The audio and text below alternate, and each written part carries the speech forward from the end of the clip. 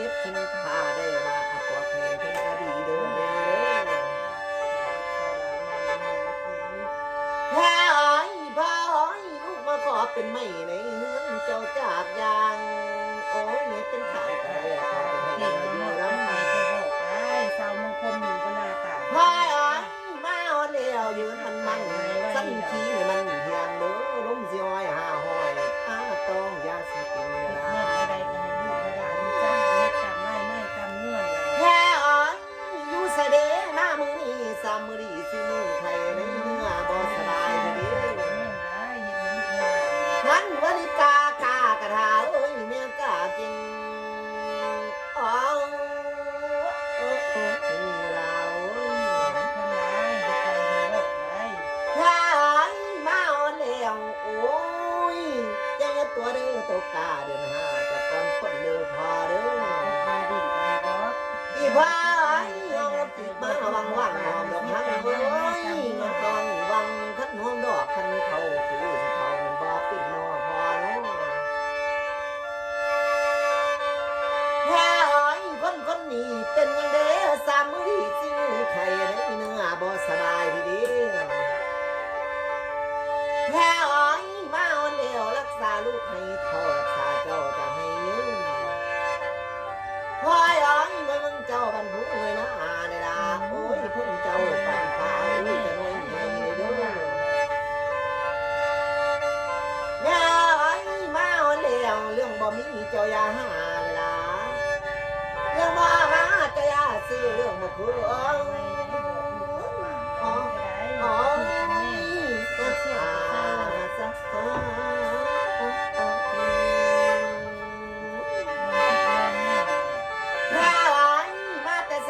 มาตาให้ทุ่งนา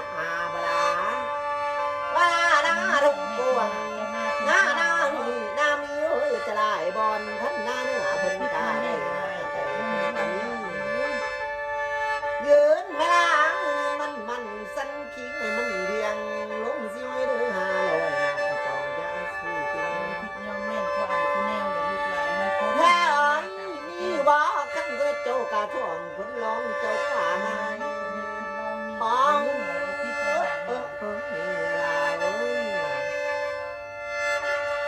แค่อ้อยมีบ่เมื่อปากแหลกท่านว่าแค่ปากกวงดึงถึงกับใส่วันมีบ่มามือแค่อ้อยเขาลือแล้วเสียแล้วกินไก่ทั้งน้ำกินไก่นอนทั้งบ้านดังเขาอ้าวมันสั้นขี้ในมันเพียงแค่อ้อยล้มสิไว้หาห้อยมาต่อยาสิติงเวลามีบ่มาเอาแล้วลงมี12ลงเอาของเจ้า44บ่เป็นเงินนี่ก็คอมพอกแล้วลูกหลานเซ็ตนี่มัดนี่อีพ่อมีบ่มามือนี่โอ้ยมาทุกน้ำบ่ก็สาลามีบ่กันอกกันผ้าสิมาเพิ่นลินลาอยู่ใส่เด้มาตะลุงไปไต้ไปไทยเอ้ยมึงไปเที่ยวอ๋อนี่เนาะแค่อ้อยอยู่ใส่เด้พี่หอห้องกวงเพื่อนซานเมืองเขาอยู่นี่บ่มาแต่ใส่เด้มาแต่คกแต่เก่าบ้านเก่าเมืองล่างบลาอ้าวแม่จริงแท้บ่ให้น้องกะโน่นลาเอ้ยขันบริกากากระทาเอ้ยแม่กากินแค่อ้อยมามือนี้มาเฮ็ดติดเพิ่นพาได้มาเฮ็ดไข่เพิ่นกันนี้แค่อ้อยแม่นอยู่บ่มาวันเดียวโอ้ยสักพวกเป็นยาเสียสารนี่ทั้งปานบ่อีพ่อยมาวันแล้วพ่อหมกเจ้าเขพ่อใจเอ้ยให้เจ้าว่าอ๋อจักได้นี่ล่ะเอ้ย ไปจักความได้บอกแล้ว พ่อยมีบ่ยืนมันสั้นขี้ให้มันเพียงล้มสิห้อยเด้อหาลอยมาต้องยาสู้จริงอีพ่อยมีแต่เจ้าเด้ออ้อยต่อยน้องนั้นบ่แก่งอบ่พ่อยไป ไปแล้วคันบ่เข้าลูกสิงายพาอ้ายเอ้ยลูกสิแต่งอ๋อ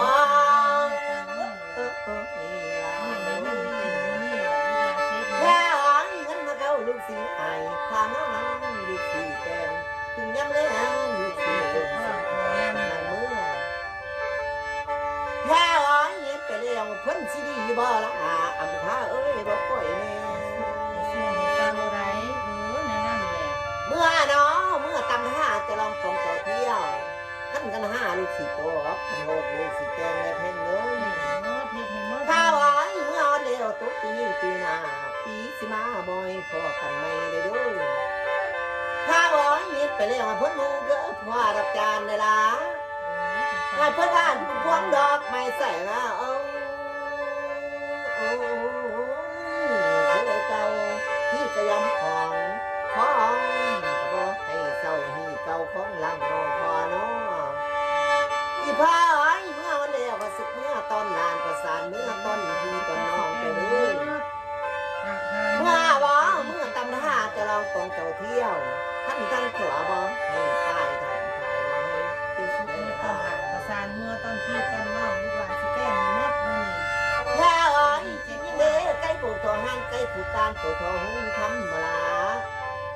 อ้าวขั้นกินเลือดเลยค่ะขั้นกินอย่างเงยแกงแค่ไว้เมื่อเนาะเมื่อจริงแท้บองไอ้นอนกะนอนเด้อล่ะพ้นสิดีบ่ล่ะไว้ว่าบ่ค่อยนี่ติดข้าวไม่เหี่ยวติดแกงได้นี่ดีจังเลยขั้นสามที่จังสิเสือขั้นสามเพื่อจังสิเอาเลยคำเด้อ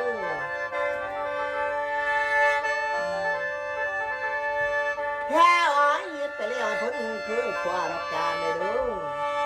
ให้เพื่อนบ้านพวงดอกไม่ใส่ละอ๋อโอ้ยเพื่อเก่าหิ้งกระบอกให้มองขอบอกให้เศร้าตัวเจ้าอย่าลาเลี้ยงเลยดูอีพ่อกันมาขอทอนขอน้ำเอ้ยไว้สาก่อนอ๋อ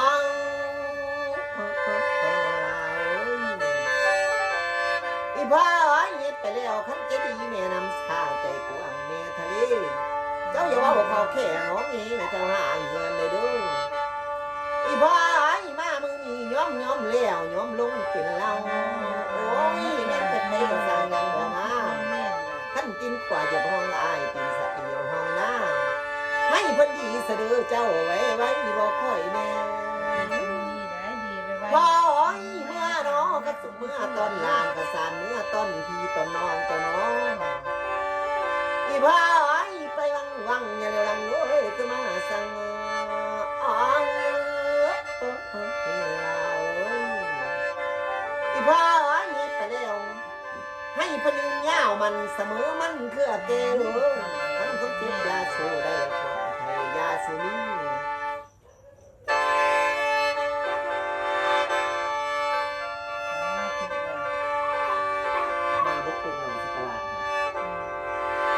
สายได้ลงเจ้าหน้ามาบึดพี่เสื้อสายได้ลงมาบึดมารับเอากระตูลาวค่ะเจ้านั้นเราก็จุ่มหาแต่พ่อแต่แม่จุ่มหาแต่คนตายแล้วเขาพาเอาไปจุ่มหาผู้นั้นตายก็ขึ้นมาล่ะผัวกับมาพี่เสื้อสายได้ลงมาบึดเขาบริยมเมื่อเขาเสียเอาให้ได้เขาเอา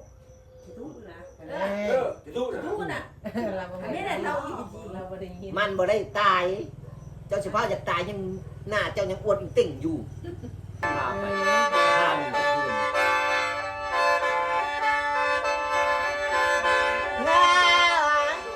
นาฬิกา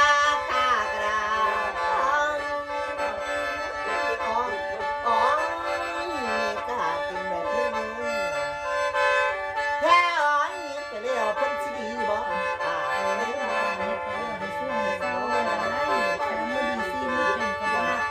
ค่อ๋อยไปเรียกเพิ่นนิดๆนะ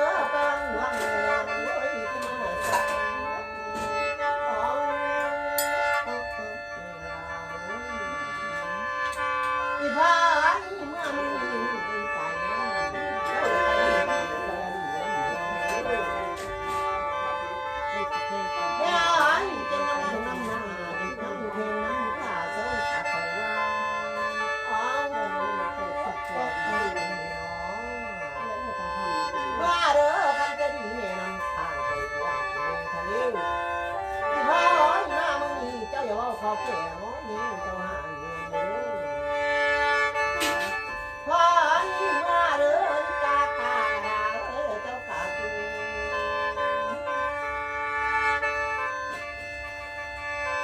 พอนชาติร้องเมื่อละบอกกินแล้วเหมือนหัวทองที่หัวทองหัวตาพังเด้อ น้องสู่ไปหน่อยกับทานเมื่อเลยมาความรีบความหลังเอ้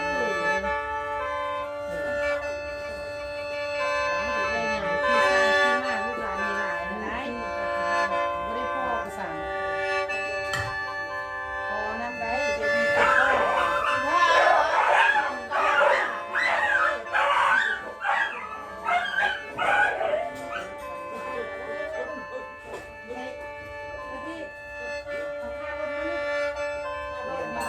เลี้ยงหมามาที่โสด ที่ว่ามันเงินราคารถที่ซื้ออยู่ หาไม่ได้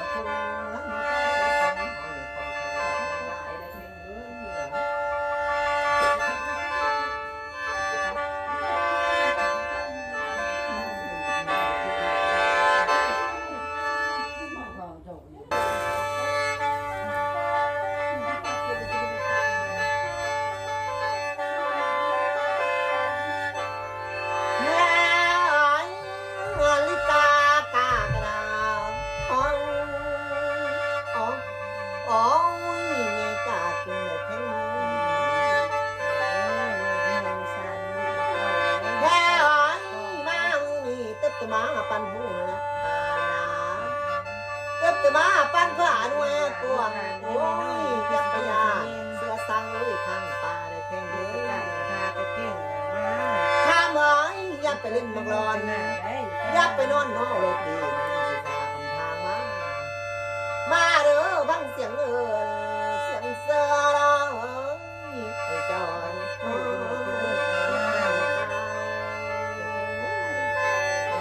แค่อ้อยมามุงไก่ยับเนื้อหามาเด้อมาออนเดียวพอสิสาขึ้นลาทิ้งงานให้มุงบนกระบอกน้อยขออ้องบอกให้เศร้าตัวเจ้าอย่ารัก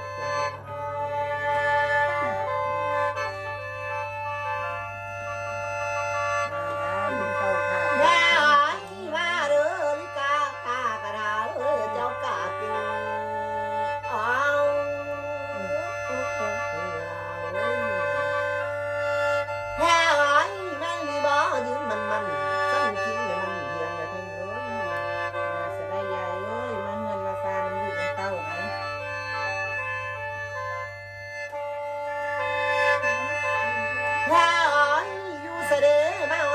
กินบ่เป็นไอ้สิก่อนนอนบ่เป็นพ่อน้องกสิกรเลยเพิ่นเอ้ย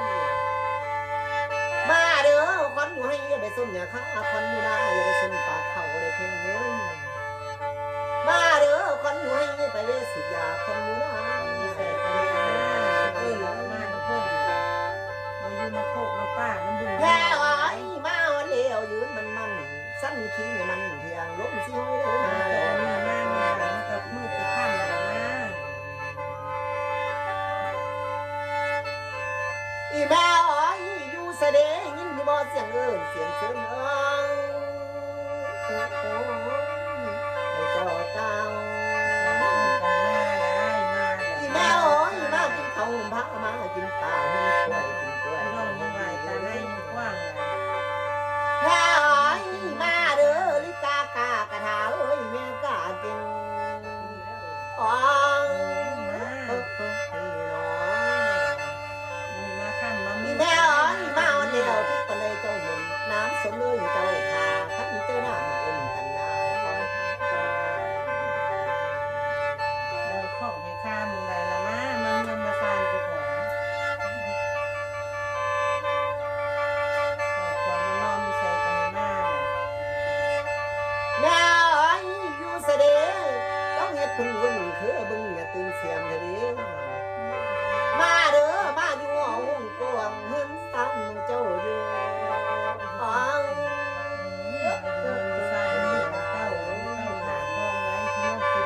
อีแม่เอ้ยกันมาเข้าลูกกาหายพาลูกกา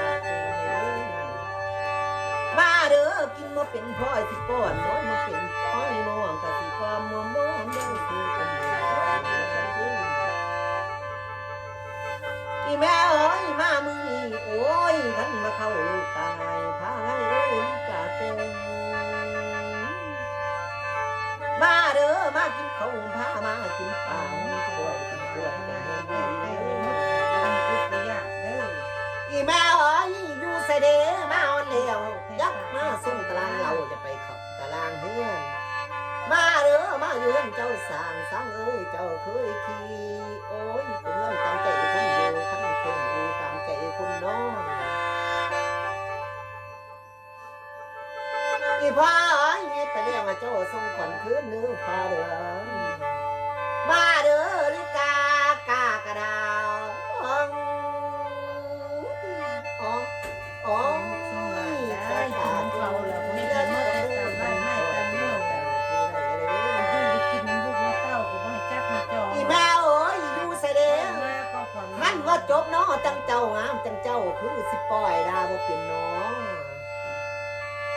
แม่เอ้ยงามนะเด้จบจังเจ้างามจังเจ้าแม่นไตเด้เป็นคนรอเพราะจะเป็นเร็วคนตั้งบ่ได้น้อง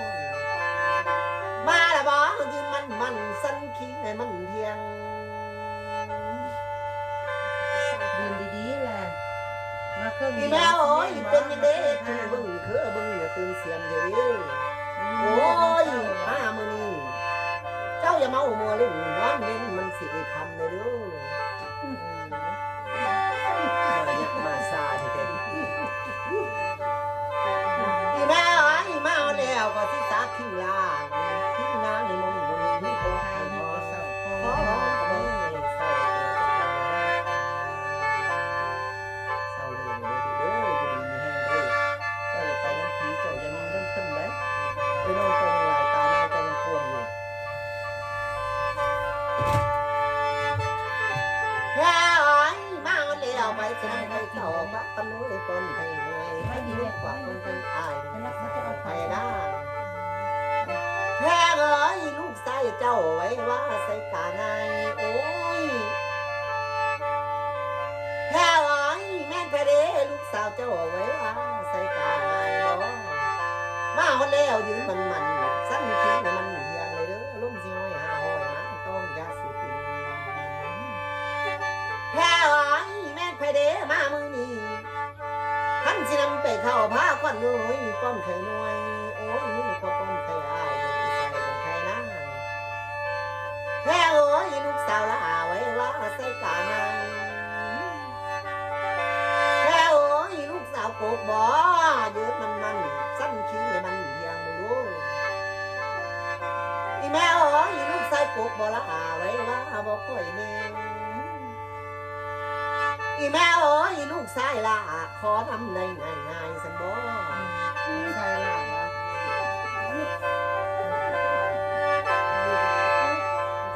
ลูกชายล่ะเจ้าหันเอาคอนได้หันไป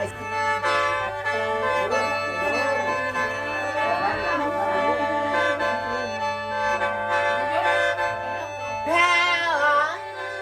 ลิกากากระดาอ๋อ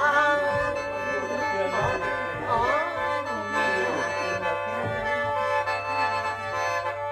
แพ้มามึงมาคือดีว่า อีแม่เอ้ยโยนติดมาวังหังทั้งเลี้ยงมาทองวังทั้งหอมดอกทั้งไทยหอมดอกปิดนอนแม่น้องอีแม่เอ้ยเงียบไปเลี้ยงให้ปลืนเงามันพระเปียง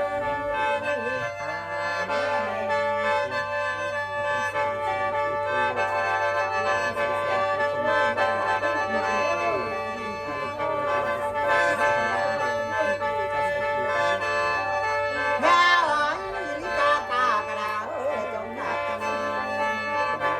ยาสิตกเลือดเอาใครในมือยายแม่เอ้ยเงียบไปเลี้ยงให้จะลืมเงามันเสมอมันเพื่อเกลือมันก็ติดยาสูบ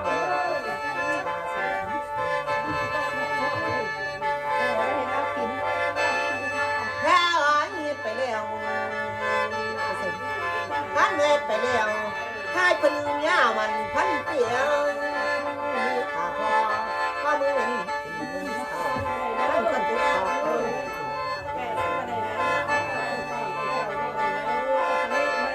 แพ้เอ้ยไปแล้วให้เป็นยามันพาราเปียง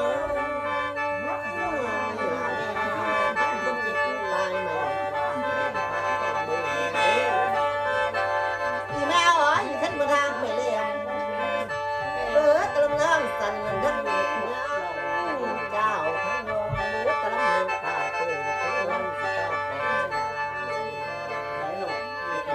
แพ้เอ้ยไปเลี้ยงให้พันดีเสด็จละ